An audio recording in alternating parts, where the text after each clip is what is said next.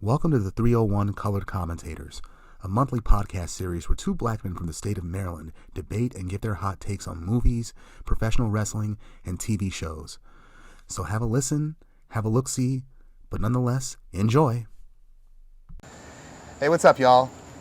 How y'all doing? 301 Colored Commentators, we're back in the building. Yeah. Yes, sir. The last episode of the summer, so what's it called? We're going to give you something you definitely going to like. Yeah, we got today's episode number 9. What we're going to talk about today is...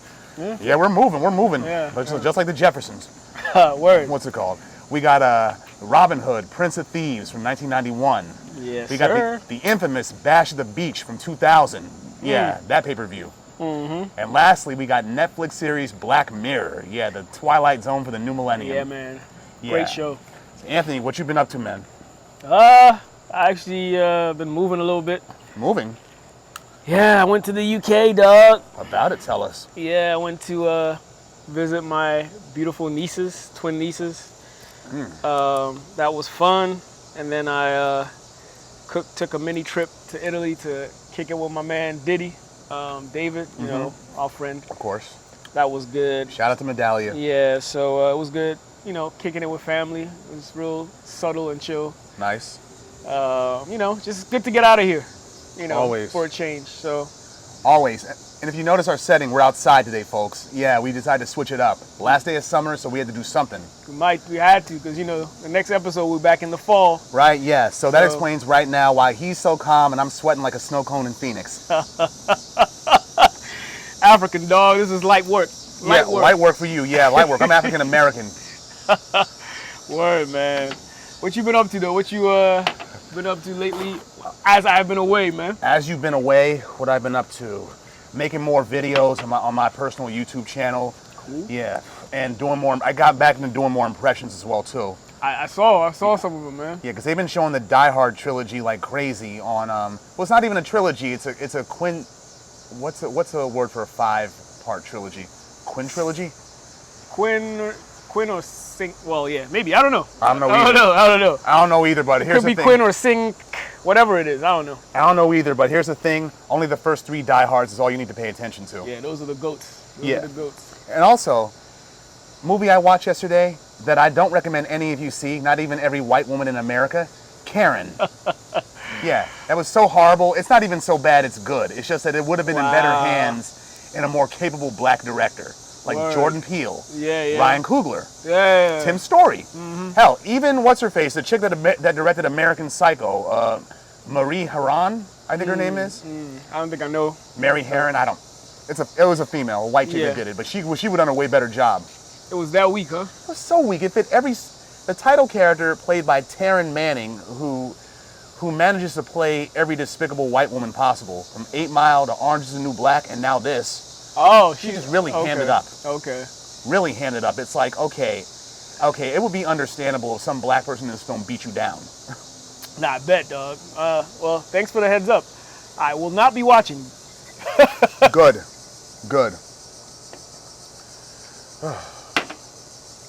But yeah, man. You been listening to anything new lately? What have I listened to new lately? Anything new? What was it? J.I.D. J.I.D. dropped the album yesterday, actually. Okay. Yeah, Okay. I like what he did. I like what he did a lot. Okay.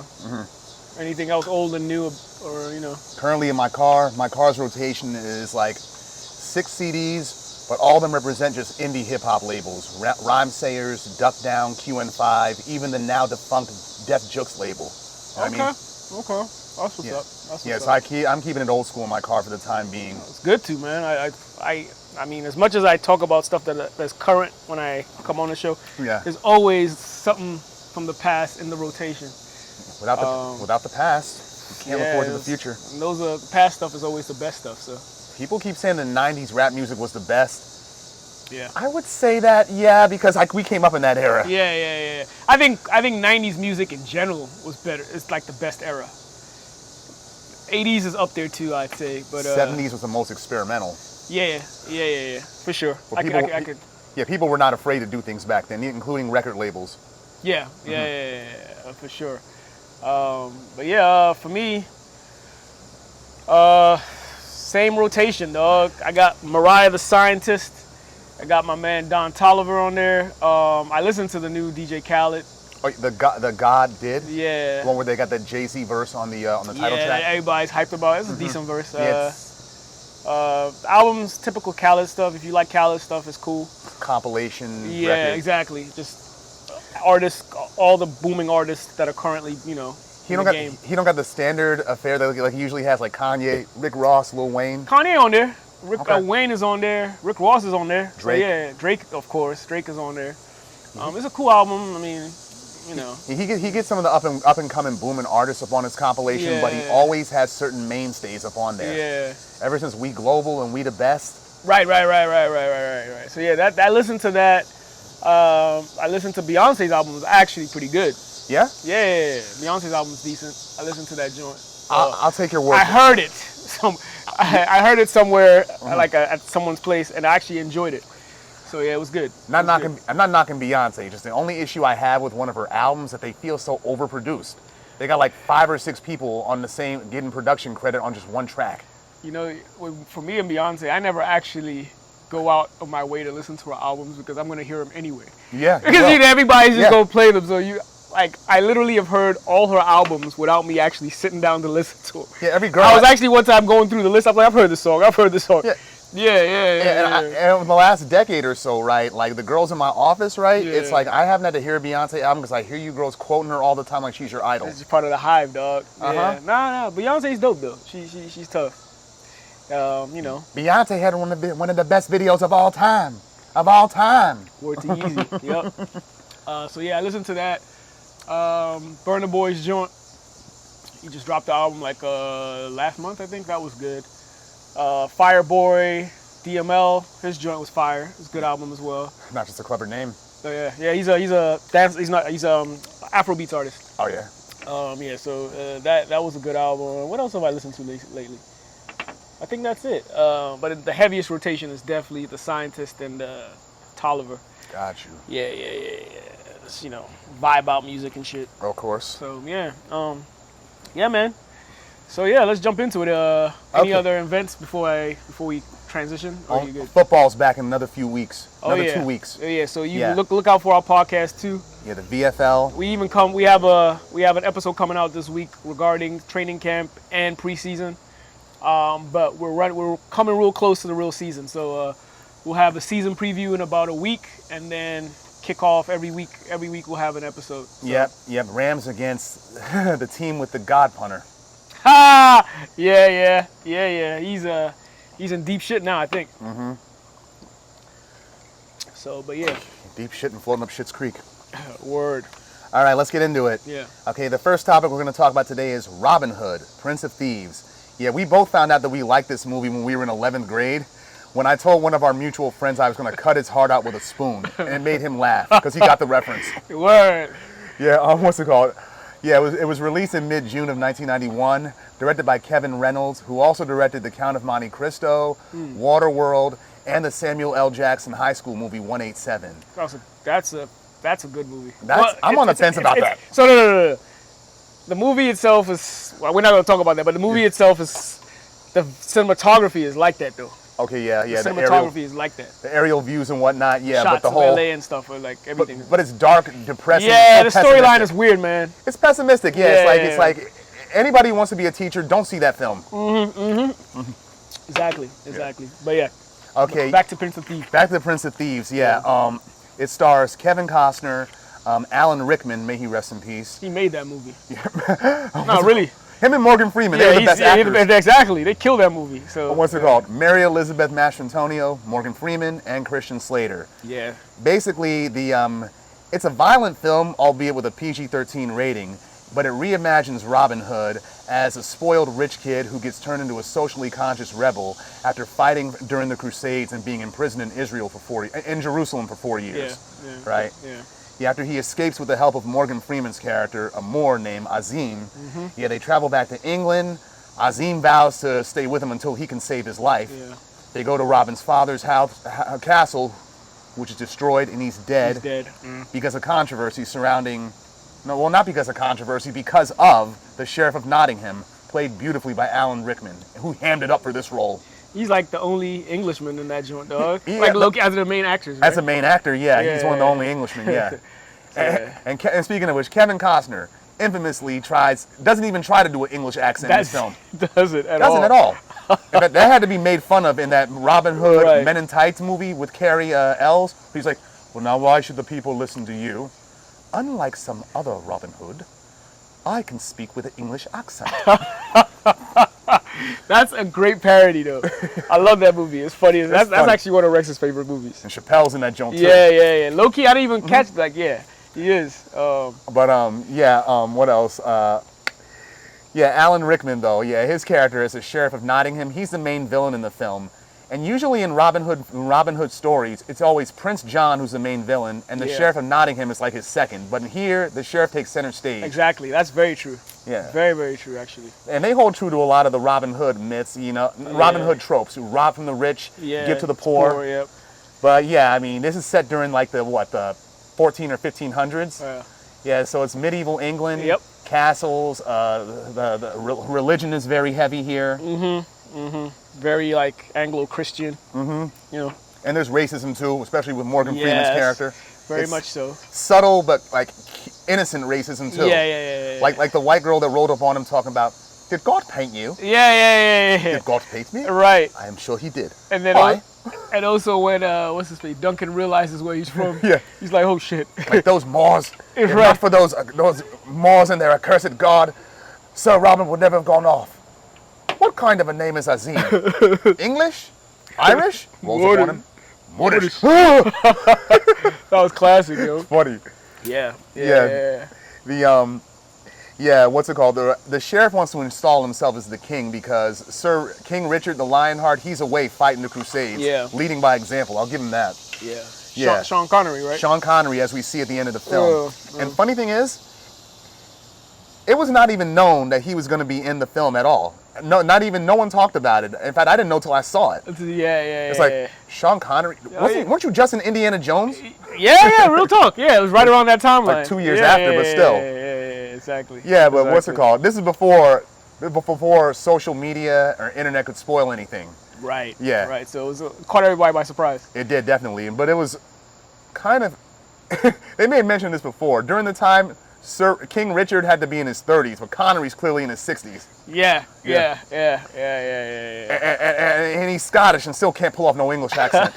I will not allow this wedding to proceed. Unless. Right. I mean, at this point, we're over the accents. Like, who cares? I mean, Kevin Costner's an American. You're barely hearing any English accents in the movie. Except by real English people. But actually, you know what? The guy that plays Friar Tuck, Michael McShane, he's American too. Yeah, he is. And Nick Brimble, who played Little John, he's English. Yeah, he is. Yeah. Harold Innocent, the corrupt priest. Do not shed blood in the house of God! Where is he from? He's English. He's English, okay. But he's a really hammy actor. He knew how to ham it up. Okay. Yeah. And then the Wicked Witch was also British, I take it, right? Yeah, Geraldine something, yeah. Mortiana. Mortiana, yeah. The painted man! He haunts my dreams. Kill the man! with her one bad eye. Yeah. She's a devil worshiper, and she raised the Sheriff of Nottingham. Yeah. And the sheriff's real name is George. We learned that just once in the film. Oh, yeah, you're right. The scene during the Catholic Mass. Yeah. I forgot about that. Yeah, they do actually reveal his name. Yeah. I got the film on Blu-ray, and that's like an extended version of it, but it's I wish they put the real version on there too, because the extended version has a lot of things in there that aren't needed. Yeah, like what? Like showing that the Sheriff of Nottingham, he's really Mortiana's son. Oh, they show that in there. Yeah. And what's it called? His boy, and the one. The cousin. Not the cousin. The other servant, the one who's like, well, sire, Yeah. Turns out he's the one that was snitching. He's the one that was telling like Maid Marian and everything that. So in the extended cut, they cut out the dude's tongue. Oh wow. Yeah. All right, I gotta see that version. I haven't seen that version. I do not like that version. The original version is better. Much better. Okay. So much better. Yeah. Okay. Yeah, and What are some of your favorite parts of this? Well, keep going before we get into that. yeah, and despite its mixed reviews, like Kevin Costner's lack of an accent, the screenplay, the historical depictions, it was still a box office success. It grossed. Oh yeah. It grossed 100 times, nearly 100 times its budget. Like The soundtrack helped that too. yeah, 48 million against a $390 million gross, and the soundtrack. Yeah. Yeah. Brian Adams, his song "Everything I Do, I Do It for You." Shit was like #1 for like it was like a while. It was when I was a second grader. It was everywhere. Yeah, and but I loved it because I loved the movie. I was in the UK when it came out. It was on top of the charts in the UK for like months. And that was back when when music videos actually for movies actually incorporated movie scenes in there. Yeah. And tried to have a similar movie theme. I think they weeded that out like in the 2000s. I think they did. They did. Because Coach Carter. I remember seeing a video for that film. It didn't have no scenes from that film interspersed in there at all. Yeah, like even movies like Set It Off, like they had scenes from the movie in music videos. Like the En Vogue song. The Bone as well had The Days of Our Lives. Yeah. They've been showing Set It Off like crazy too lately. That's a good movie too. No, I don't think so. You don't like it? I thought it was a good movie. I don't because it's an unintentional comedy for me. Because Queen Latifah, look at her how she shoots a gun. She's like, ah! And her death scene, she looks constipated. Oh, she got lit up. That's how it feels. You know that heat. You fighting with that heat. But she could have made it look a little less funny.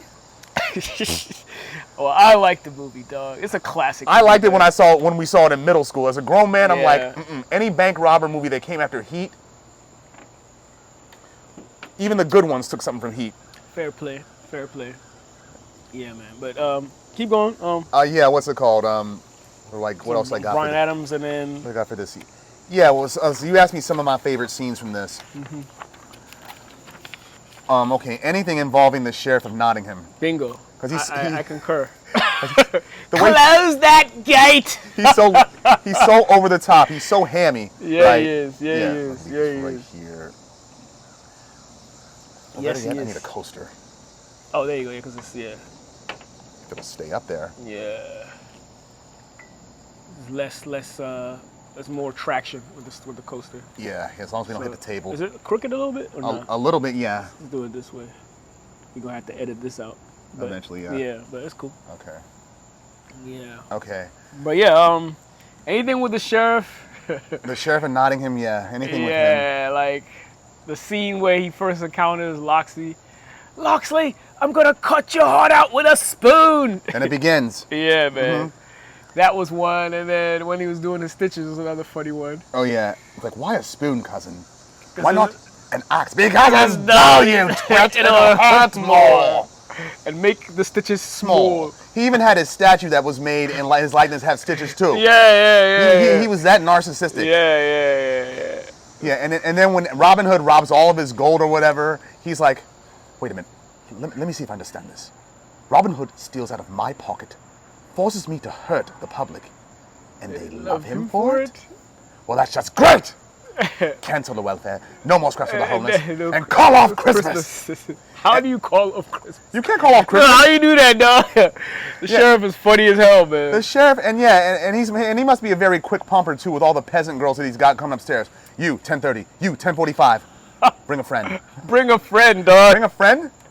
10:30, 10:45. You're gonna be done that quick?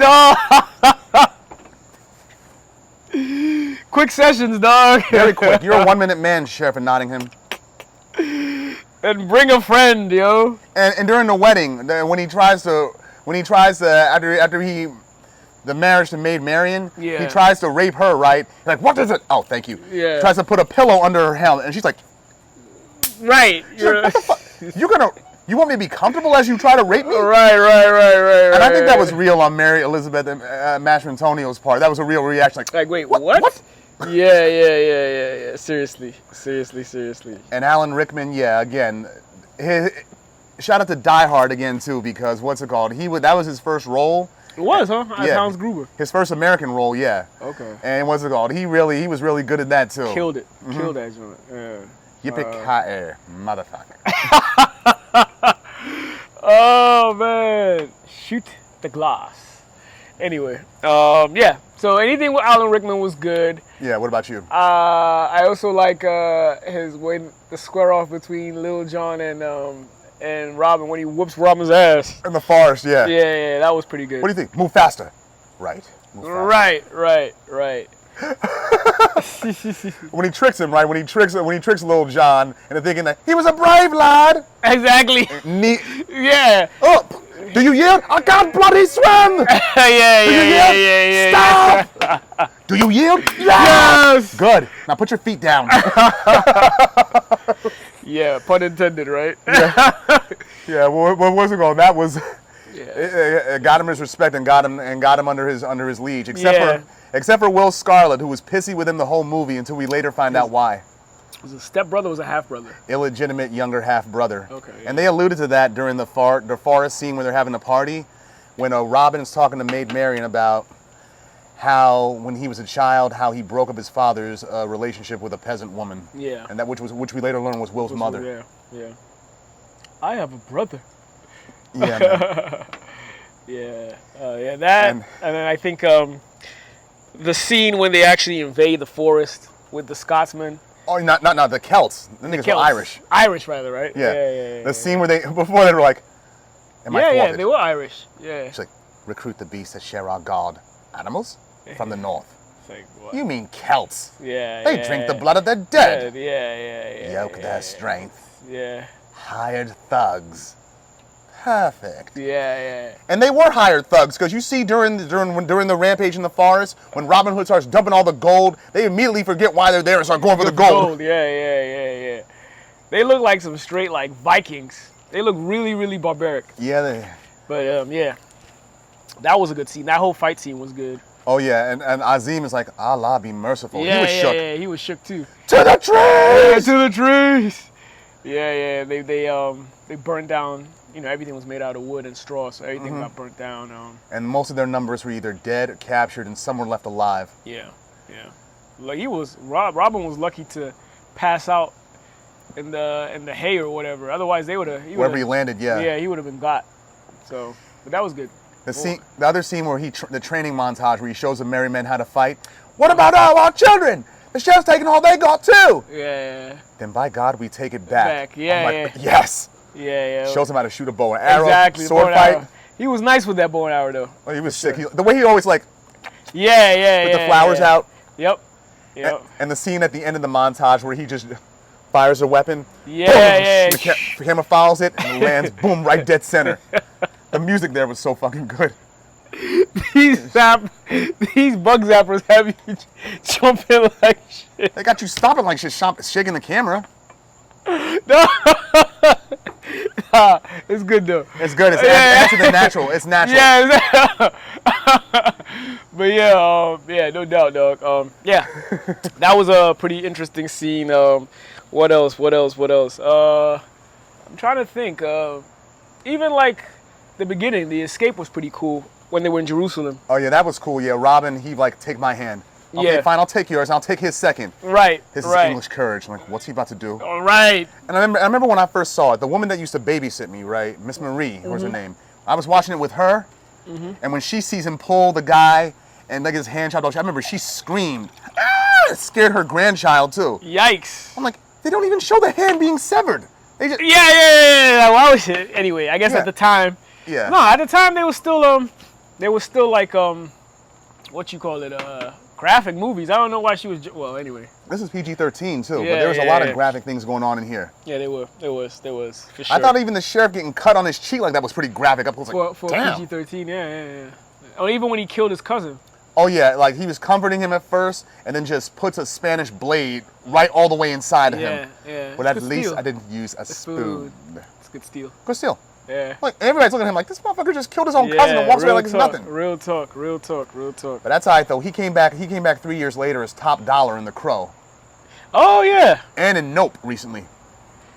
Oh, he came on Nope as well? Yeah, he was the cinematographer that wanted the. Yeah. I'd actually caught that. You pointed out to me. Yeah, I caught that out. Yeah. I could tell from the voice first, and then I looked at him. I was like, oh, it is him. Mm-hmm. Yeah. He's got that unique voice. Yeah, they managed to like they talk about Christianity in here, devil worshippers. Yeah. This was big during this feudal England. Yeah. Even though they mention Crusades, they actually never like make any emphasis on Islam except Azim.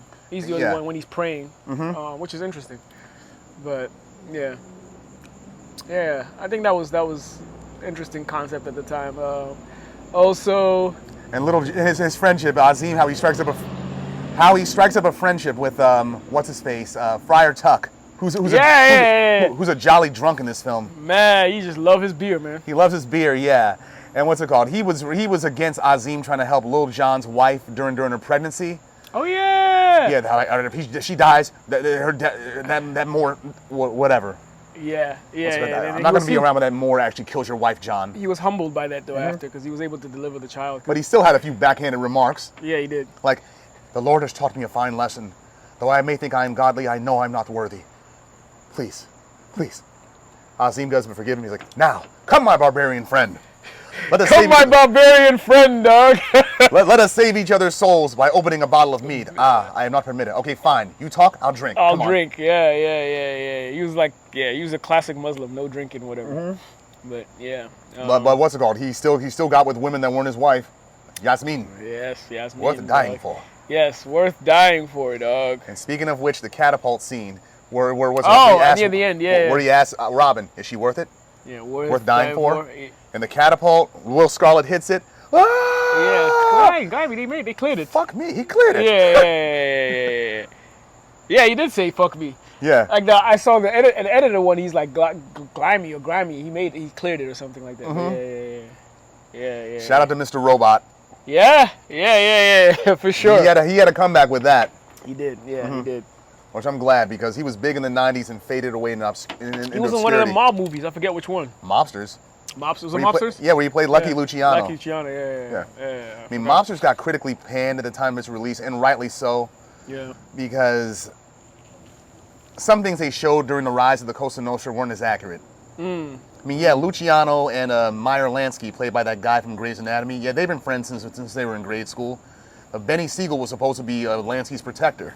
Right. But they didn't show that in the film as much. Wasn't it based on like the launch of Vegas, kind of, sort of? Or? Not that at all. Nah. Not that at all? Okay. They didn't even show when they went to Vegas. Vegas, okay. Because they're very intricate. It's more the rise of La Cosa Nostra. Okay. Because they were intricate personalities regarding the beginning of Vegas and the casino. Yeah, Siegel, he's the one that started. He's the one that got the jump off for that.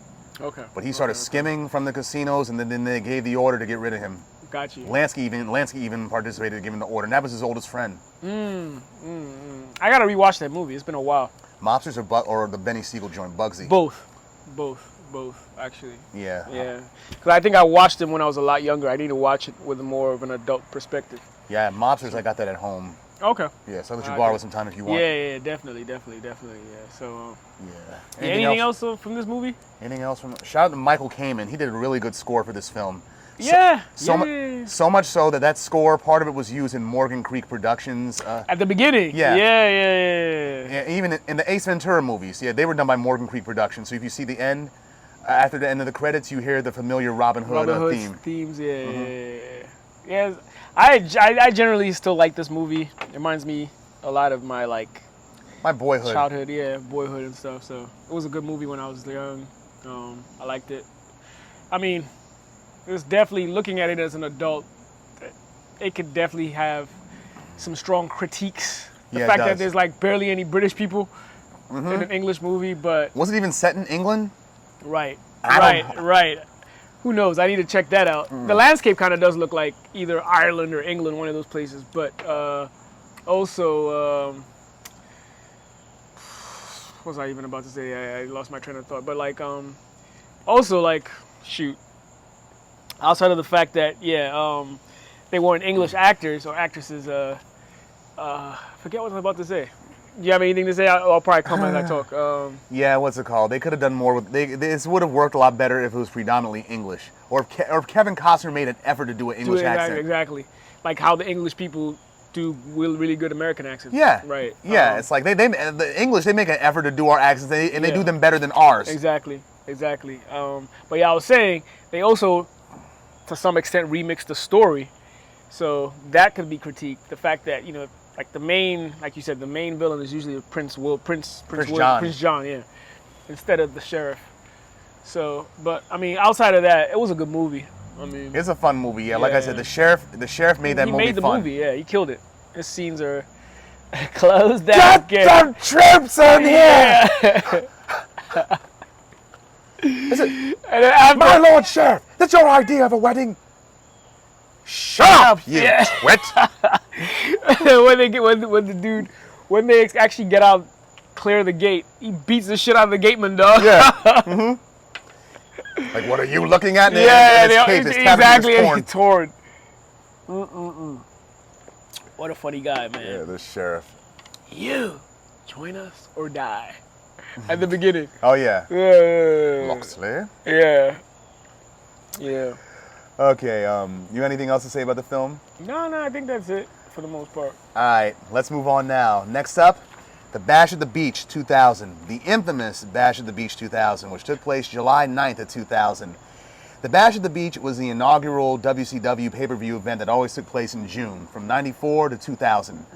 And a beach theme was always prevalent for it, which is why they always had the venue for it in California or Florida. For this final one, it was at the latter. The Bash at the Beach, it usually marked turning points in the career of Hulk Hogan.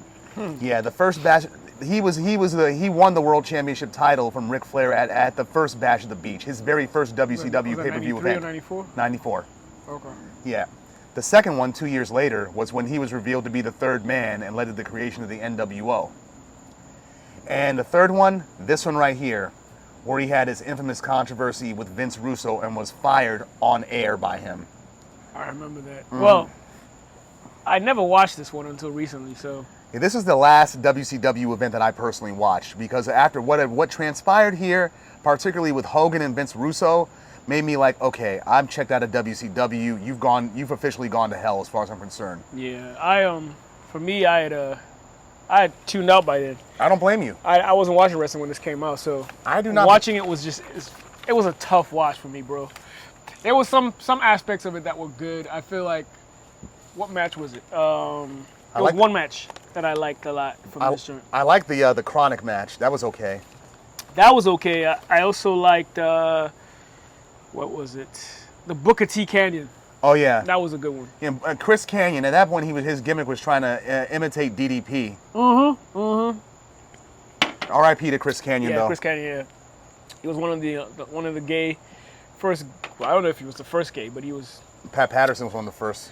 Oh, Pat Patterson was gay, huh? Yeah. Yeah. So yeah. I mean, it was well known. I mean, he came out of the closet, but Canyon didn't come out till years later, before he committed suicide. Yeah, before he passed. Because I think his family was very strong Catholic or something like that. So I think so, yeah. He kept it on the wraps for a while. But he was a very talented wrestler. He was very good. The flatliner, that reverse Russian leg sweep, his finishing move, that was a dope move. Yeah, exactly. Yeah. Exactly. So, but yeah, keep going up. But that was one of my personally favorite matches in there. Okay, the matches, what's it called? The first match was a cruiserweight title match between Lieutenant Loco, who was really Chavo Guerrero Jr., Eddie Guerrero's nephew, against Juventud Guerrera. Yeah. Yeah, and they had different cliques, too, that thought they were going to be involved in the match. Lieutenant Loco, he had the MIA, the Misfits in Action, which looked like a bunch of white trash rednecks. Yeah. And what's it called? Juventud had the Filthy Animals, which were like the Disco Inferno, Conan. They switched cringy. his name. I didn't even know all this was going on at the time. Yeah. But he wasn't even known as Disco Inferno back then. It was like Hip Hop Inferno or some shit like that. They were on some cringy hip hop gimmick shit. It was really bad. Like all the stereotypes about early 2000s rap, that's really what bad. they were doing. Yeah, it was really bad. But I was watching that joint like, wait, when did this happen? Terrible, yo. Yeah, it's terrible. But Lieutenant Loco, he beats a Juventud. Hardcore title match of Big Vito, who is basically every Godfather stereotype. And what he says on the mic before the match happens, if you got the grapefruits, come down here. Which shows that the WCW was so on WWF's jock and they were taking their terms. Shout out to Vince McMahon. Yeah, that's McMahon's term. Only he can use that. Big time, dog. I'll be using that jump, man. Shout out to Vince McMahon. Yeah. What's it called? Yeah, he beats, he's in a handicap match against Ernest the Cat, not Ernest the Cat Miller, Norman Smiley, and this big, and this out of shape looking motherfucker named Ralphus. Yeah, terrible. Match. And also, Ernest the Cat Miller, he's the commissioner of WCW at the time. And that's who, yeah. I was like, who's this black dude that these Asian dude keep messing up? Yeah, these Asian dudes remind me of Kai and Tai, only they really can't speak English, and they're playing that shit for laughs. I was like, what? No, I was like, Good yakami? Me no speak English. This was terrible. This might have been worse than WrestleMania 9. Yeah, it is. WrestleMania 9 I could stomach. This right here, it's like, I'm glad Peacock what I was watching on kept shutting off intermittently. Yeah, I was like, even the program knew it was that bad. That shit was bad. It was bad, dog. Yeah. Really, I'm glad I wasn't watching wrestling at the time. I would have fought somebody. This shit was bad, dog. It was bad. It was bad. Yeah. David Flair in the wedding gown match. Daphne against Miss Hancock. And Miss Hancock is really Stacy Keibler. And Daphne, she's the one. We talked about Daphne on the episode where we talked about the film Concussion. Well, actually about CTE, head injuries. Because she was one of the ones that wanted her brain donated to a doctor to study CTE injury. And it was shown that she had that, even though that's not what killed her. Got you. Yeah, she beat Miss Hancock in the wedding gown match because Miss Hancock took off her own dress to give the fans some fan service and got herself disqualified. Meanwhile, all the men in the match, they're not wearing pants, including the referee. It's so stupid. Crowbar, he came to interfere in the match. That shit was terrible, yo. Terrible. David Flair, I'm like, you? From Ric Flair? Really? I didn't even know he was part of the organization. I thought he came much later, but he was already part of the organization. Yeah, 99 and 98, yeah. Yeah. So. And what's it called? At the end of the match, they have like a cake smushing match, and there's a whole mess around the ring. And in between matches, you see Shivani and the other two guys talking, other two announcers talking. All the while, they intermittently go to around the ring where you see the guys using mops to clean up all the cake. Yeah. I'm like, right. y'all couldn't just like go to the audience and just wait until they're done? Why you gotta show us this? Shit was pathetic, bro. It's pitiful, yeah. Pathetic. Okay, the tag team title match was the perfect team, the perfect event, which is Sean Stasiak and Chuck Palumbo.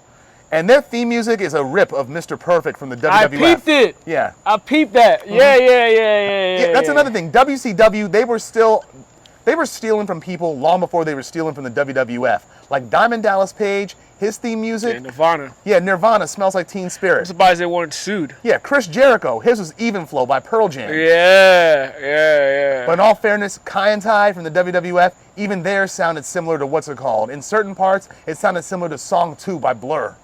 Oh. Like, woohoo! That one. Yeah. I forgot Kai and Tai's music, so I gotta go back to hear that. But okay. Yeah. But for this match here, they fought Chronic, which was Brian Adams, who used to be Crush, may he rest in peace. Rest in peace. And Brian Clark, who used to be Adam Bomb. Yeah. This was an okay match. I didn't even know they existed until I watched this recently. Who the hell is Chronic? I didn't realize that Brian Clark was Adam Bomb until this recently. Oh, okay. Yeah, I recognized him when I was watching. I was like, yeah, that's definitely Adam Bomb. And they definitely have like a whole, what's it called? You can tell by the announcers, the color commentators are like making a bunch of weed references. I love the Chronic. Can't live without the Chronic. They named after Tree, dog. Yeah. But Stasiak, he carried the match for his team. Yeah, he's the son of Stan the Man Stasiak. Oh, I didn't know. I didn't know that. Okay. Yeah, he's second generation wrestler, and he was briefly in the WWF as Meat during the Attitude Era, where Terry Runnels and Jacqueline, they used to have when they were beefing. Yeah. But this is an okay match. Chronic, they won the tag team titles. Yeah. That was decent. The U.S. heavyweight title match. Scott Steiner against what's it called?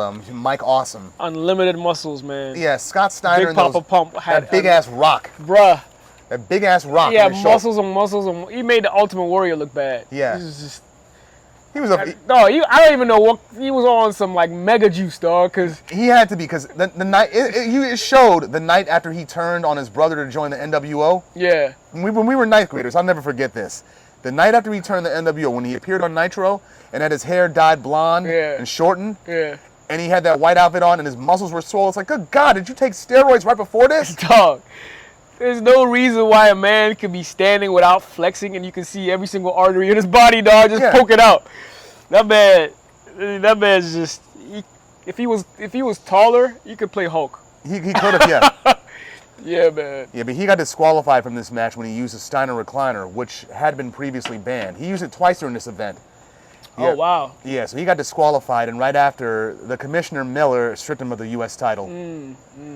Yeah, so that's how that match ended. Yeah. What else? Let's see. The Graveyard match, that was stupid. Vampiro against the Demon. Dumb.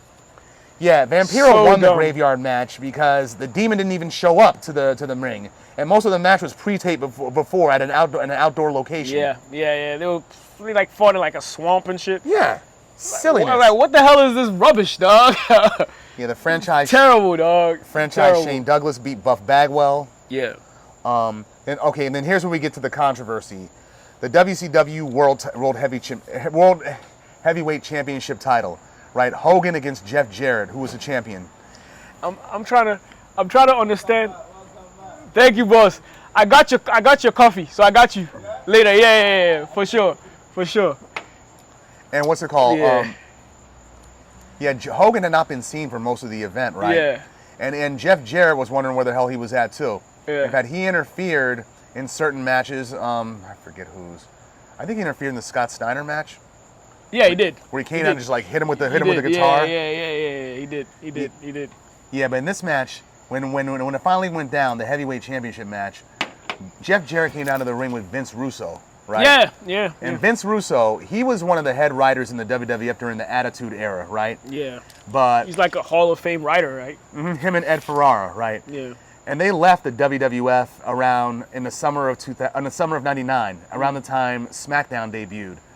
Yeah, they left because they didn't want to do writing for that and Raw at the same time. Like they were being overwhelmed, and McMahon apparently didn't care. Didn't give a shit. Okay. So Sounds they like left. McMahon. So they left and they figured they could do the same thing over in the WCW and help give them a makeover. Yeah. Clearly, it was not working. Right. Because here's what they did in this event. Hogan was ready to fight, right? But the whole thing, when I watched it, I thought it was real.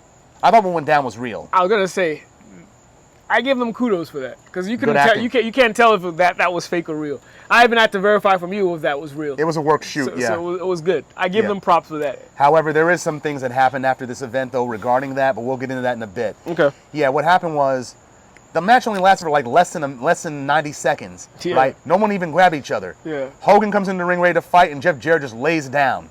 Yeah. Lays down. Russo tosses the belt into the ring, and what's it called? Hogan's looking around, visibly confused. Yes. And then he's like, "Okay, give me a mic." As Vince Russo's walking away, going to the back. Yeah. Like, "This is how you want to play it, Russo? Yeah. It's because of bullshit like this our company's in the shape it is." And And he pins Jarrett with one foot. Yeah. End of the match. But it's like, what the hell was that? What just happened? Yeah, and that was the first time I heard Hulk Hogan curse too. Yeah, actually. Yeah. Yeah, and Vince Russo came back to the ring later on, right? Yeah, and just like basically cursed out Hogan. Yeah. That piece of shit, that big bald son of a bitch, Hogan. Yeah.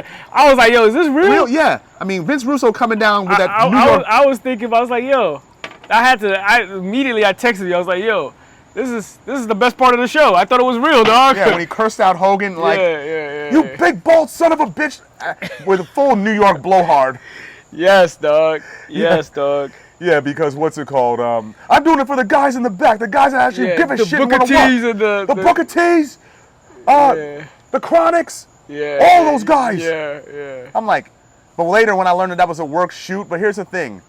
When Russo mentioned Hogan's creative control clause, Everything he said was real, though. Yeah, it was. That's why I thought it was real, because Yeah. he was really speaking the truth, dog. Hogan's creative control thing, that's real. That's in his contract. Exactly. And Hogan took him to court for that later on too.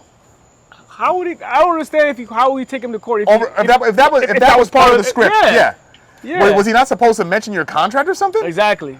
But they threw that out of court saying that was part of the storyline. You got nothing. Yes, that's what I'm saying. So if it's part of, I mean, yeah.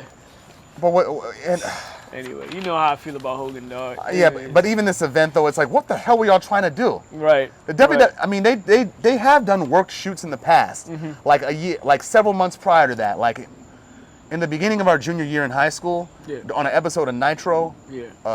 Herbie was the one that told me about this, right? When Kevin Nash came out and basically cursed out WCW, and it was later revealed to be a work shoot at the end of the program. But when I got to see it later, I was like, wow. Okay, I would have been fooled too if I saw this. Yeah, absolutely. Yeah, they were good at work shoots like that. Yeah. But it later fell flat.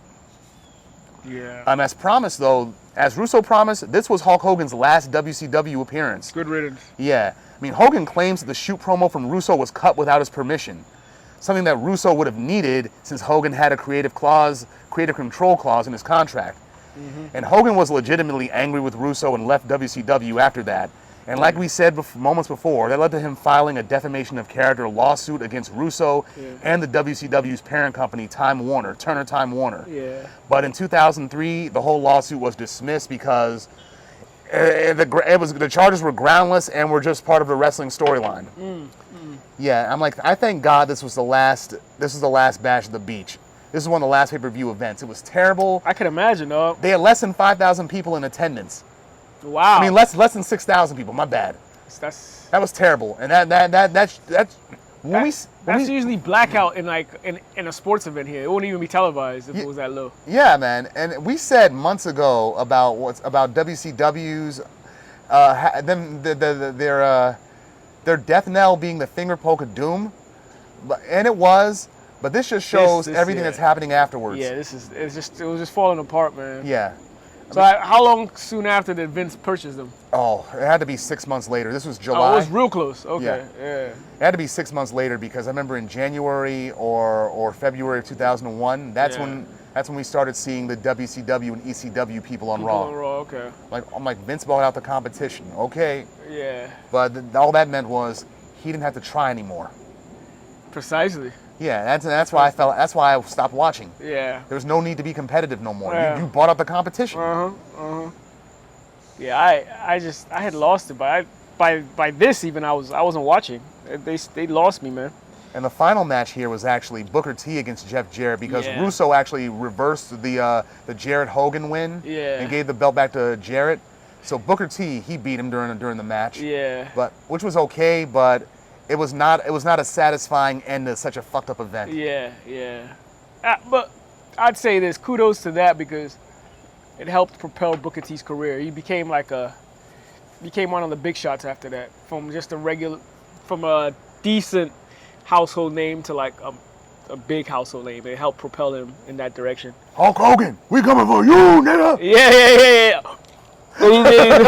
And Cher's like, Yeah. So unfortunately for me, like when Booker T was the man, I wasn't watching, so I just know he was a big deal. I liked Harlem Heat. They were good. Him and his brother Stevie Ray. Yeah. Around this time, Stevie Ray joined the NWO. Well, actually, around mid '99, actually.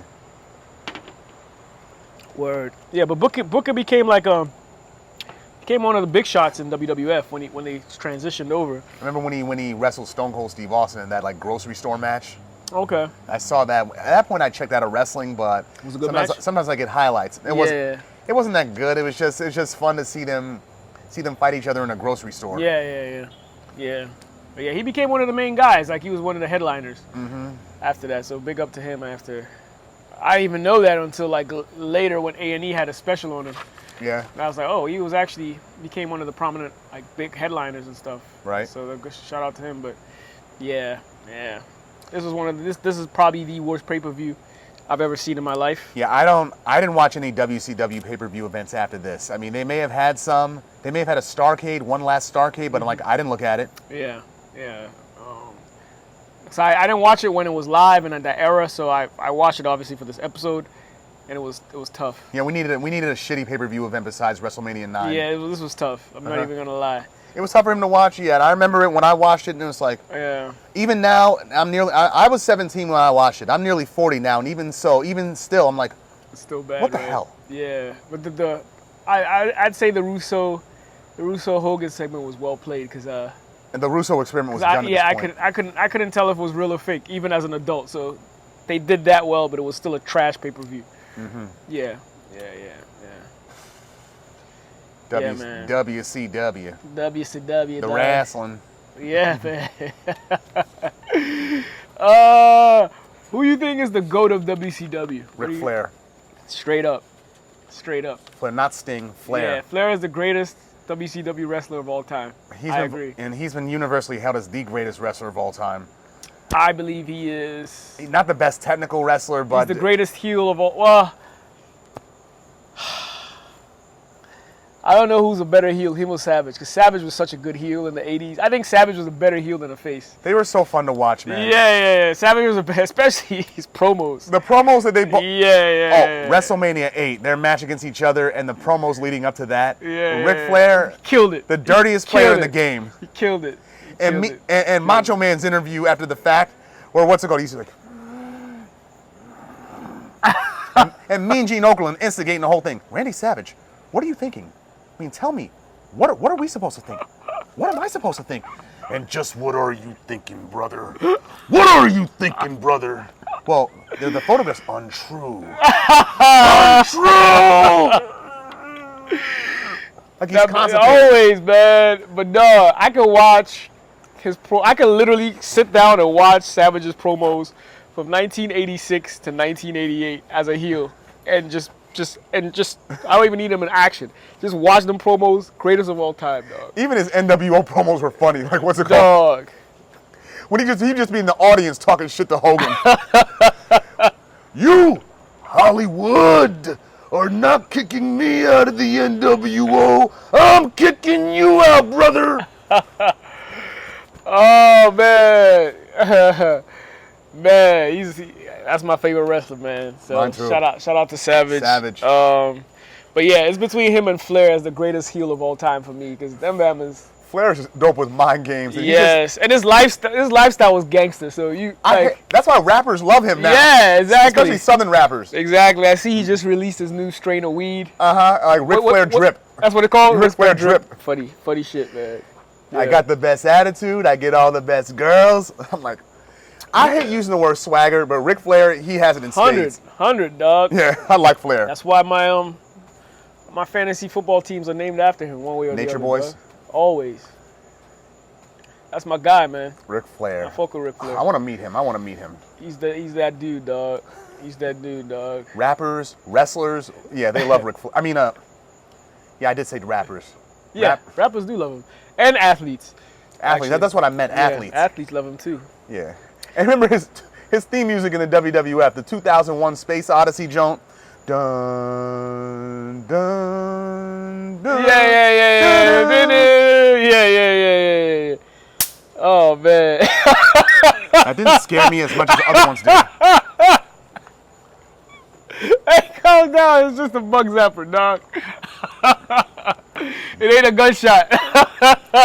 He's going to be clowning this for a while now. You're good, dog. You're fired. I know, I'm good. All the girls say so. Yeah. I'm glad they do, dog. That's not my business. But yeah, shout out to my man Side, man. But yeah, moving on, right? Yeah, moving on. Next, we're going to talk about the Netflix series Black Mirror. Yes, sir. Yeah, started in 2011. It's a British anthology television TV series created by Charlie Brooker. Individual episodes explored a diversity of genres, but most of them are set in near-future dystopias with science fiction technology. It's a type of speculative fiction, folks. Yeah, and the series is based in the Twilight Zone, but uses technology to comment on contemporary social issues, like like politics, or even personal shit, like infidelity. Yeah. Murder. Yeah. Murder, infidelity, lust. Lust, and making a point about how technology is surpassing our humanity, like Albert Einstein once said. And even the title, Black Mirror itself, refers to our phones and how they look when they're off. Essentially a black mirror. Yeah. Yeah. So far, there have been 22 episodes across 5 seasons. That's what the Brits call them, series. Yeah. Yeah, and one special, in addition to an interactive film, Black Mirror Bandersnatch, a choose-your-own-adventure film, which was dope. Yeah, it's creative. And the first 2 series, they aired on the British network Channel 4 in 2011 and 2013, respectively. And as did the 2014 special, White Christmas, which had John Hamm from Mad Men up in there. That's what sold me on the show, mind you. You know the funny thing? What's up? There's a lot of actors that are in shows and movies now that I first saw on Black Mirror. Was Daniel Kaluuya one of them? This was the first one. I saw him there first. Okay. This was way before Get Out. And then I saw dude from Top Boys in there too. He's in the Daniel Kaluuya episode. He's one of the judges. The bike episode, the 1,015 yeah, merits? he's you know when like you get enough merits and you go to that talent show when he's one of the judges, the black guy. He's in Top Boy. He's not Sully or one of them. He's Sully's enemy. The pretty boy. Blair? Whatever the fuck. I forget his name. Jamie? No. Not Jamie. Is it Jamie? The one he killed at the end? No. Because Jamie actually worked with him. He's the pretty boy that was beefing with. I forget his name on the show. him and Sully were enemies though. I forget the name too. Oh. And we talked about the damn show. Yeah, he was driving the nice truck, the nice Range or whatever. Well, yeah, but yeah, he was on Black Mirror as well. Shorty from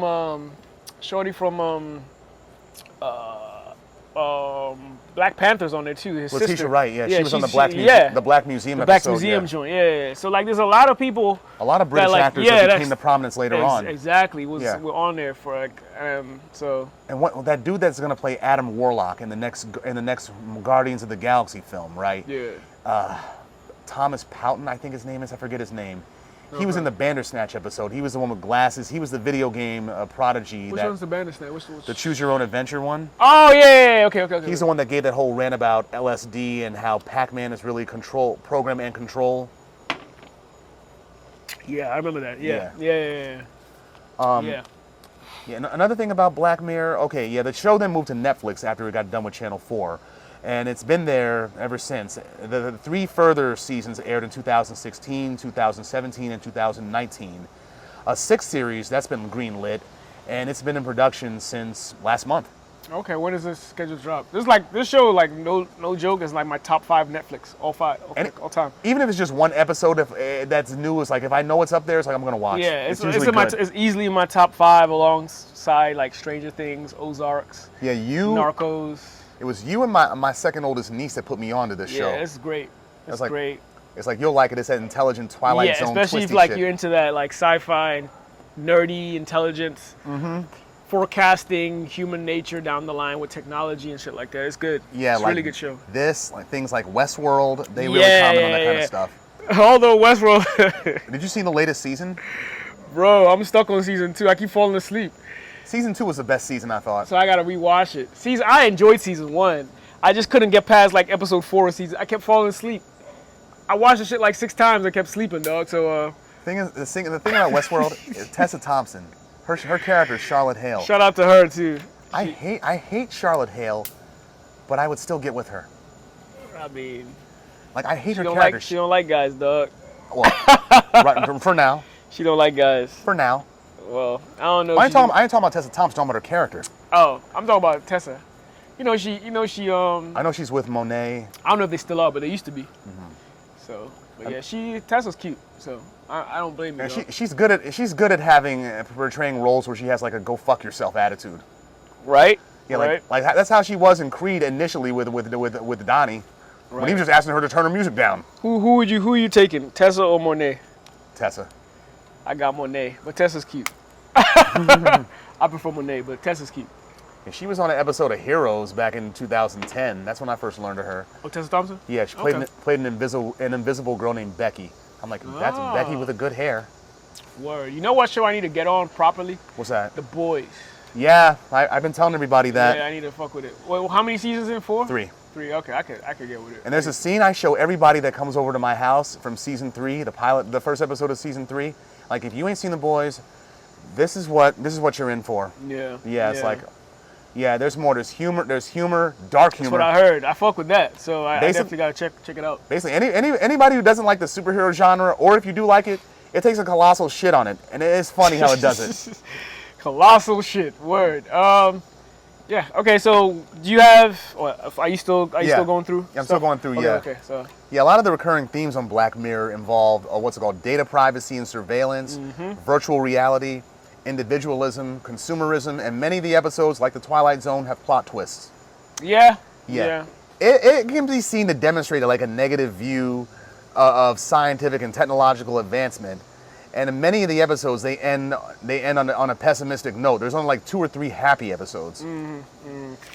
And many of the characters, they don't consider the risk of technology, and those that do, they have a happy ending, like San Junipero or Hang the DJ. Those episodes. Yeah, man.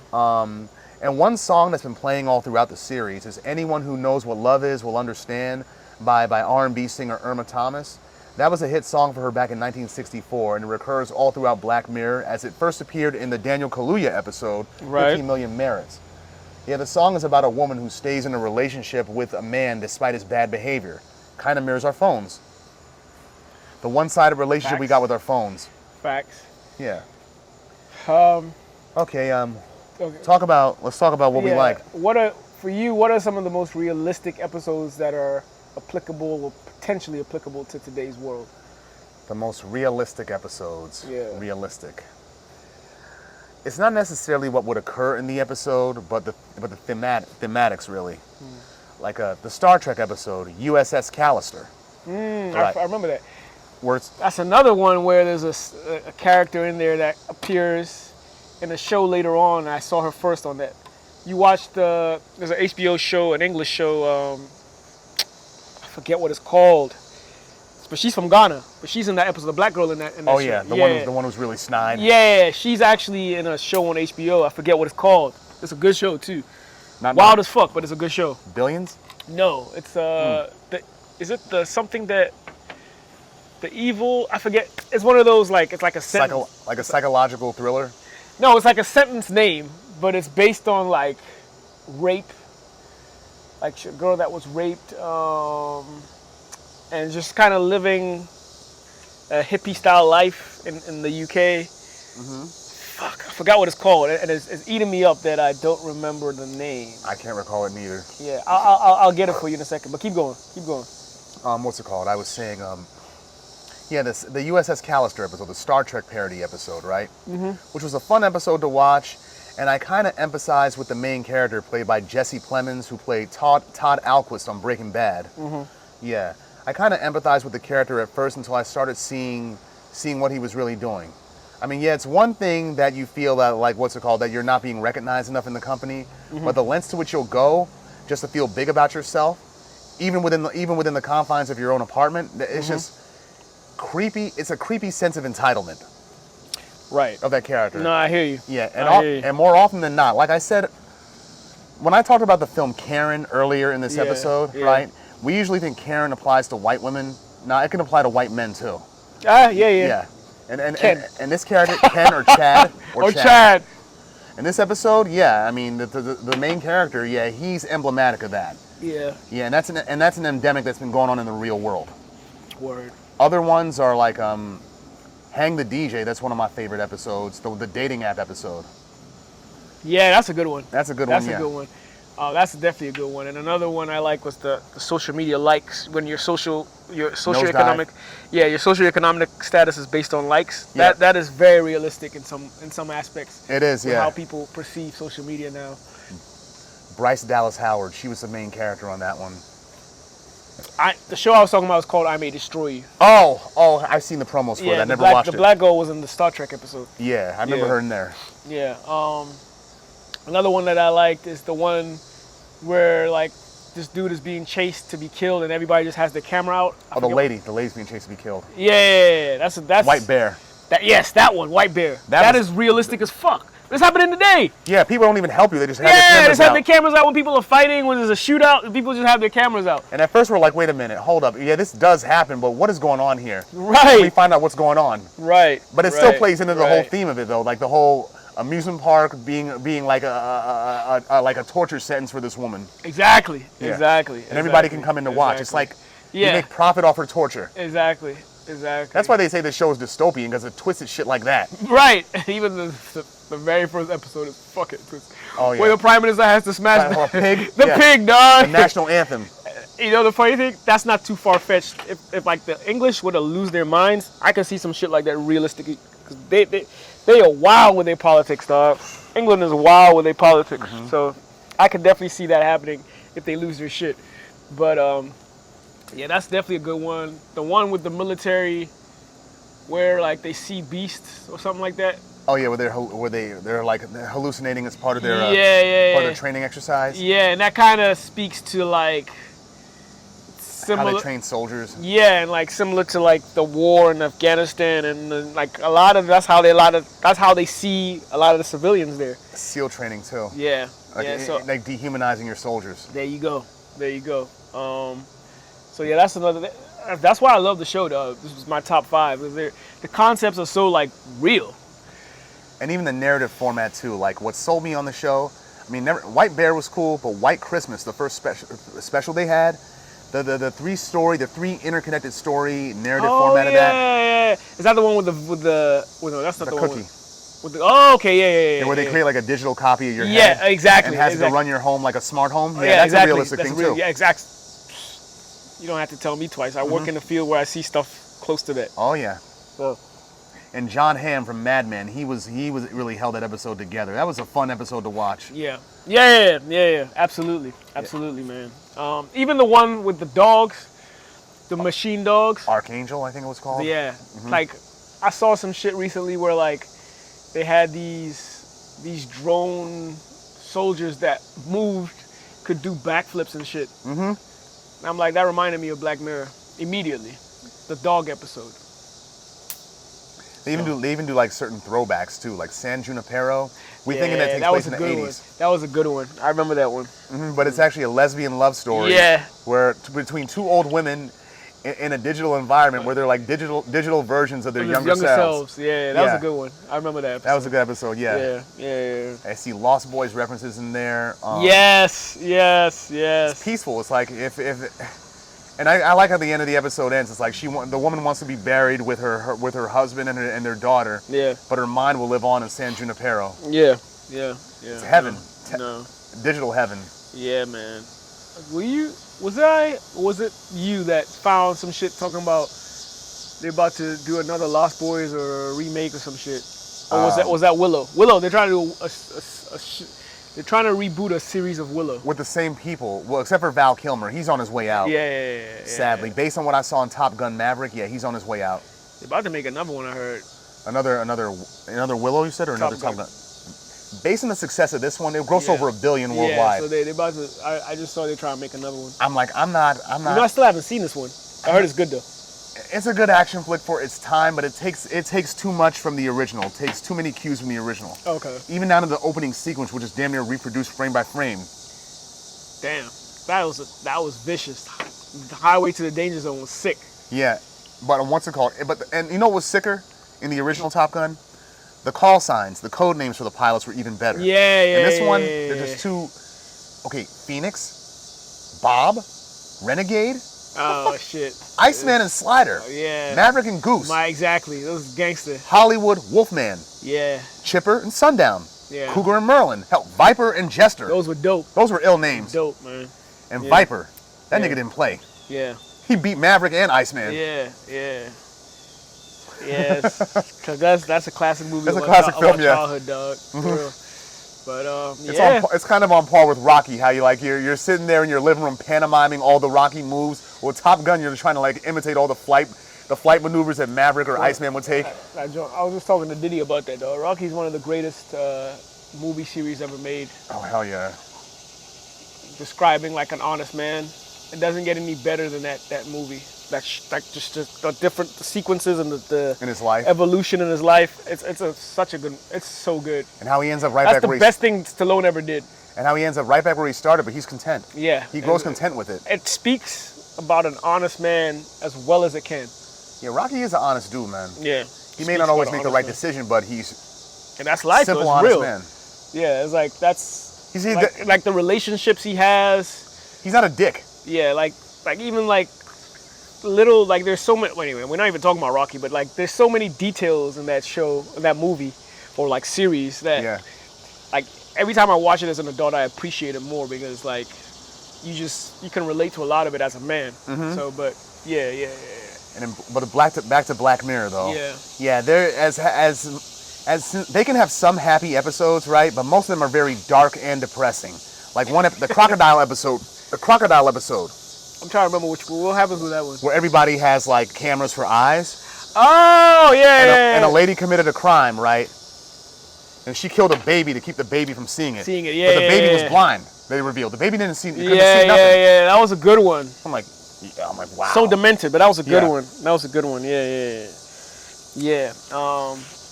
What are your favorite ones actually? Yeah, San Junipero and Hang the DJ are my favorites. That was a good one. Black Museum, that's another one. That was a good one too, actually. I did not think I would. Well, I did think I would like that one. Letitia Wright was in that one. That followed the three narrative story. Yeah. And I like the what's it called? They use that 80s theme song. Always something there to remind me. Yeah. And there's a part of it where it goes, "You'll always be a part of me," and then that harks back to Letitia Wright's character having her mother's cookie in her head. Oh yeah. Yeah. Yeah. That was a good one. I liked that. I definitely liked the social media one with the likes. Nosedive. Because I be navigating on social media, and there are people that really take that shit really too. Like, it's not a real place, but people really take that shit seriously. That was a good one. Some of the wild ones, the ones that came later on. Striking Vipers. The one with the video game with Anthony Mackie. Yes, that's the one I was just about to say. Him and Nikki Bihari or whatever her name is. Yeah, he's married, but he has like a gay video game affair with his best friend. Yeah. I don't know how, but I mean, it is what it is. But his wife was bad. I like Nikki. She cute. Yeah, but they made an arrangement at the end of it. Really, it's like, okay, he gets to have his video game fun with his best friend. Yeah. And she gets to smash somebody on their anniversary. Yeah. But she doesn't look very happy with the arrangement because she loved him. Yeah. She loved that. That's probably every woman's like worst nightmare. Like you marry a gay dude and like. There's nothing you could do about it. Yeah, look He's not really attracted to you. Yeah, look at the Lowdown episode of Law & Order SVU, where Ice-T explains what the down low means. I haven't seen that episode, but I can imagine it's pretty epic. Well, what's it called? They had one guy in there, one guy who was a suspect in there, right? He said, hey, dog, I have relationships with women, and I have sex with men. And Ice-T's like, I got news for you. That means you're gay. Or bi, at least. Yeah, or bi. So, shout out to that. But the way that dude thought that was like a mic drop conversation ender. Right.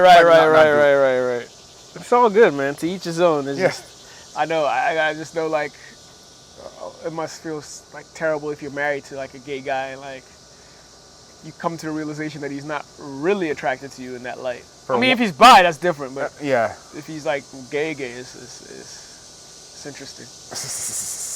Sometimes there is a certain humor in it. Yeah. Like in Waiting to Exhale. Oh yeah. That's a good movie. I haven't seen that in a while. I gotta rewatch that. They don't make black movies like that no more, man. They should make a sequel from the book that happened. They show what happened to the girls later on. Yeah. In fact, what's it called? In the book, the sequel for it, you know what happened? What? Remember in the original Waiting to Exhale when Robin, the real fine one, the business executive one, when she got with Michael, the fat boy? Layla Rashawn, right? Yeah, Layla Rashawn, yeah. When she got with Michael, the fat boy with glasses at work. Yeah. In the sequel, she actually runs into him years later, and she marries him. Ah. So there's a sequel. Yeah. I gotta check that out. A book sequel, yeah, not actual movie. I wonder if they probably will eventually make it in the movie. I won't be surprised. Who are they gonna replace Whitney Houston with? I don't know. Yeah. Impossible, dog. But I like Angela Bassett the most in that movie. She's a legend, dog. She still looks good too, like for her age. So. And she got that back on her. Yeah. She had it back in the 90s too. She be in the gym, dog. She be in the gym heavy. Mm-hmm. That's how it goes. She Yale graduate. Yeah. Oh yeah, she is. Absolutely. Absolutely, man. But yeah. The actors on it too. On Black Mirror, Daniel Kaluuya. Yeah. Letitia Wright. Yeah. Damson Idris. Oh, he's in there? Yeah, he was in like the episode after Striking Vipers. That the military one? Yeah. I remember him in there. That's right. Bryce Dallas Howard, John Hamm, Anthony Mackie, Miley Cyrus. Yeah, Miley Cyrus is on there. Obviously, like Nikki Bihari, whatever her name is. Yeah. She's on there. They got quite a decent cast throughout the whole thing. Janet Montgomery, her too. When they drop, it's one of them. There's some shows when they drop, I'm on it. That's one of them. Obviously, Ozark was one. Stranger Things is another one. Yeah, those are one of the few shows that are keeping the lights on at Netflix. Yeah, Narcos. Narcos. I didn't get to see the last season of that at all. They can't do no wrong, dog. It was that good? Narcos. You know how I feel about them things. I know you like the drug crime related dramas. I love that shit. Especially if they have historical accuracies to it. Exactly. When there's historical accuracies. Personally, Narcos has it in spades. Yeah. The war on drugs is a waste of money and time, dog. But which they pretty much say very subtly in each one of these joints. Exactly. With all our taxpayer money going into it, so it is what it is. But I love those like especially the historically acclaimed ones. But they had that. I'm trying to think what else they have. Traffic. Well, I'm talking about like Netflix. Oh. Netflix related. What did they drop recently that I watched? I don't know. I don't know. Yeah, Netflix is. Yeah, the problem with them is Netflix is like they overproduce. Yeah. They overproduce, and only a few of their shows are actually cool with critics and keeping their lights on. Yeah. Stranger Things is one. Yeah. Shout out to Stranger Things. I don't know if we'll ever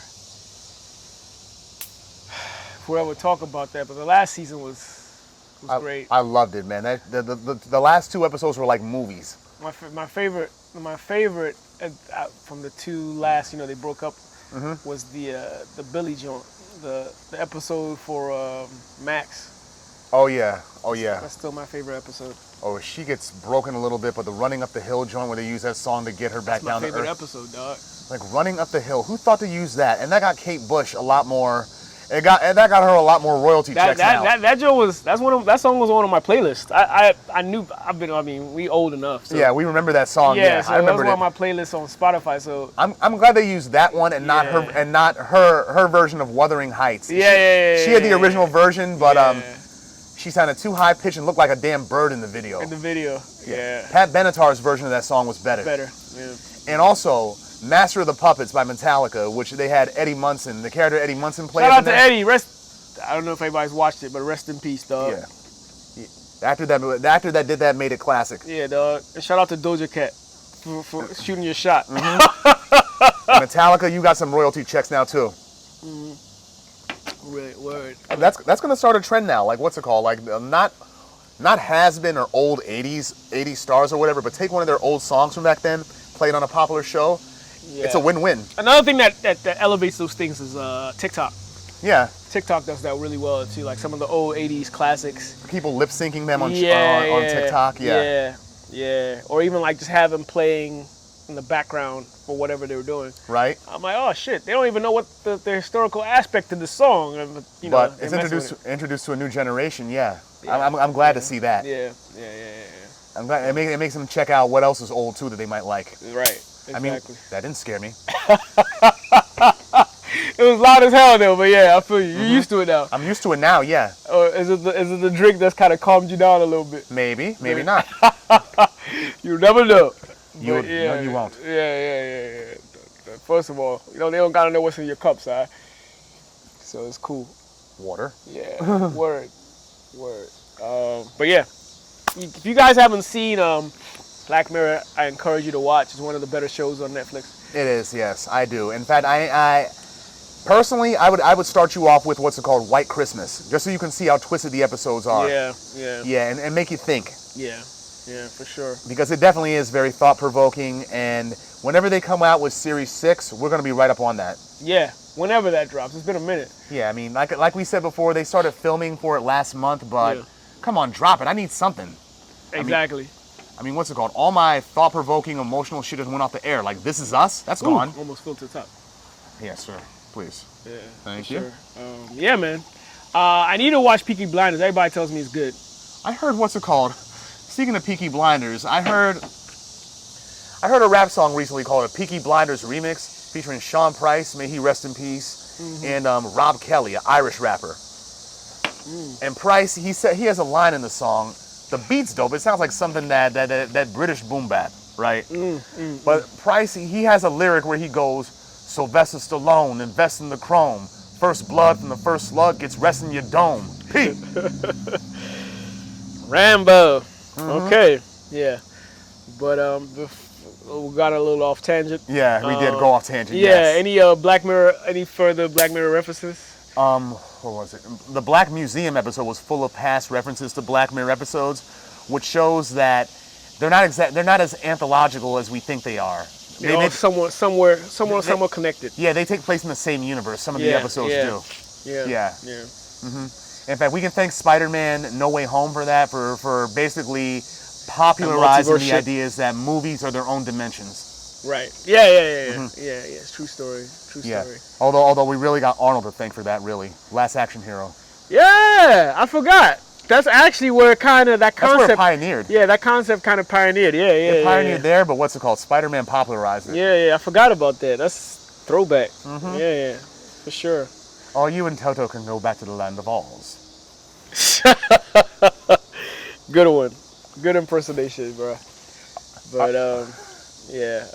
Anything else you want to add for the Mirror of the Black? The Mirror of the Black. Let me think. Any episodes that you want to... Let me think of another episode that may stand out for me. Yeah, the Bandersnatch episode, the Choose Your Own Adventure episode, where they actually give you the option about what to do next and whatnot. Yeah. And that was a good episode largely because once I got the point, the main character, he's a video game coding prodigy. He gets taken under the wing of another guy who's very famous. And they go on an acid trip together, right? Where they talk about how when you have an acid trip, it's really time travel. Having a flashback is an invitation to go back and change the past. And there are many different timelines, not just one. And they even flip the video game Pac-Man on its head, saying PAC. That stands for Program and Control. He's the enemy and the protagonist in the game. Because even after you eat everything up, you go to the other side, where do you end up? Right back where you started. Yeah. And those ghosts in the game are not ghosts. They're just his hallucinations. Because it's a fucked up world that he's in. I was like, I never thought about it like that. Yeah, pretty cool. That is a pretty clever, pretty cool take. Pretty cool, yeah. For sure, man. But yeah. And for the next future episodes, don't just keep using American actors now that it's popular. Bring some more British actors in there too. Like you started. Yeah. Just like you started, man. I mean, I'd love to see Idris Elba in one of these. He's probably out of their budget now. Probably, but he could be like De Niro and work on scale. Shout out to the OG, or should I say the young G Idris, in the Dark Skin Society. We out here, dog. We out here. And that man don't follow nobody on IG. That's my dude, dog. Yeah, shout out to Damson Idris. Snowfall. Is his own man, dog. Yeah, Snowfall. Finale coming. I'm sure. I think he's now exploring, directing. Oh, good. And shit like that. So we'll see what he comes up with. Because I know. Good. I know black. Because we need more black directors. I know what you call it is done. It's one more season. Snowfall. So he's gonna venture off somewhere. Like Jordan Peele. No one expected him to be a director. Yeah, he's good though. He is. He's good. He's 3 for 3, just like Ryan Coogler. Him and Coogler are my favorites. They're 3 for 3. Yeah, his favorite black guys right now. Black directors. And I fuck with Issa Rae. She's nice with it. She's good. She's a good writer and director. So big up to Issa as well. I still fuck with Spike Lee. I don't care what people say. Yeah, he's from the past, but yeah, shout out to him. He's still doing things. He paves the way to a lot of what's he doing now? Oh, he does more like sports directing and stuff, like documentaries, right? I think he directed an episode of he may have directed an episode of Winning Time. I can see that. He's definitely heavily involved with especially basketball. Yeah, he's a big Knicks fan. Yeah. Especially directing basketball stuff. Yeah, it's like on the East Coast side, he's the biggest Knicks fan. On the West Coast side, the Lakers, Nicholson is the biggest Lakers fan. Yeah. And never misses a game. Yeah, he's there. It's like, no, if I'm doing a movie and the season's on, we're working this shit around my schedule so I can go see them play. Yeah. Like, that's a G move right there. And shout out to Nicholson. He's losing his mind now that he's at 85. He's getting up there, dog. Yeah, I mean, him, Morgan Freeman, and Dustin Hoffman, they're all the same age. And Nicholson, he hasn't done a movie since 2010. Gotta drop something, man. What was that, The Departed? Nah, that was 2006. Okay. What did he do in 2010? I want to say The Bucket List, but I think that was 2008 or 2009. Oh, yeah, that was good with Morgan. Mm-hmm. That was good. I like that movie. I fuck with Nicholson. He's been in the game for a minute. He called his ex-wife, his second wife, what do you call her in the film? The sequel. I saw a movie of his when he was young. It was black and white, bro. But before Cuckoo's Nest? Way before. He was young. Little Shop of Horrors? He was probably actually that might have been it. Where he was that loony dentist patient? It was a black and white movie? Yeah. Yeah, I think that was it. It was a horror movie. Yeah, it was probably Little Shop of Horrors. Yeah, he was young as shit in that joint. And I think that may have been one of his first roles because in Hollywood, he was a production assistant at first before he started acting. Just like Harrison Ford was Hollywood's weed man before Star Wars made him big. Wow. Yeah. Wow, I didn't know that. Because when people saw Star Wars, saw him as Han Solo, they were like, wait a minute, that's my weed guy. I didn't know he was an actor. He's a stoner.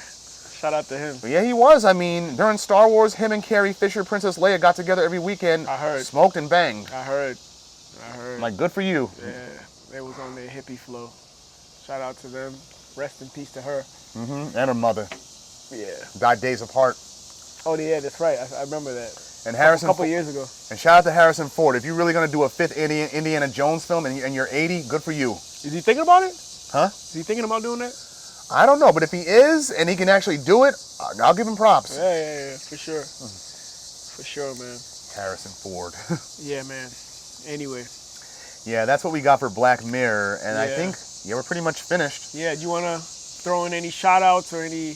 Shout out to Fred Davis, Family Matters right here. Yeah, support black businesses. That's one of our oldest friends. Yeah, he got a 50% off deal for all of his apparel today, so check it out at Family Matters, bigcartel.com. Yeah, check it out. Yeah. I'm out here representing my alma mater right here. Yeah, alma mater / our home state. Yes, sir, with my Lim Bias. Rest in peace. Mm-hmm. So, yeah, man. Love as always. Thank you guys for tuning in. Last episode of the summer. Yeah. When we check back in, it's going to be foliage. Might not even be warm enough for us to sit out here. Nah, but we might try to brave the fall or the winter. But yeah, we'll see. It's the DMV. We get all 4 seasons in the span of a week. Yeah, exactly. We'll see. Yeah. So, but it's always appreciated that you check in and stay with us. Yeah, and, thank you, viewers. We couldn't do this without you. Word. Viewers and listeners. Yes. Yeah. Yes, all of you. And like I said, or like we said, feel free if you have any suggestions, any shows, movies, or wrestling events that you want us to talk about, put it in the comments on any of our platforms. That's Instagram, YouTube. What else? Facebook. Facebook, you can leave comments. What else? That's it? That's it so far. Okay. Yeah. Maybe in the near future we might be on Twitter. But just leave comments. Love as always. Also, we also have another joint, venture in football. Yeah. And the VFL podcast with our other friends and comrades. We got an episode coming out this week related to training camp and preseason. And we're around the corner, so we're actually going to launch officially pretty soon. After the preseason episode, we're going to do one more episode to preview the season, predictions and stuff, and the state of our respective teams. And then from there, we're in full swing. We're in there. All right. So we're looking forward to have you guys tune in. And, it's football, so definitely going to be disagreements and agreements. Leave comments when we come out. So love you guys, man. Love you guys. Catch you for episode number 10. We'll and for that one, X marks the spot. Yes, Peace. sir.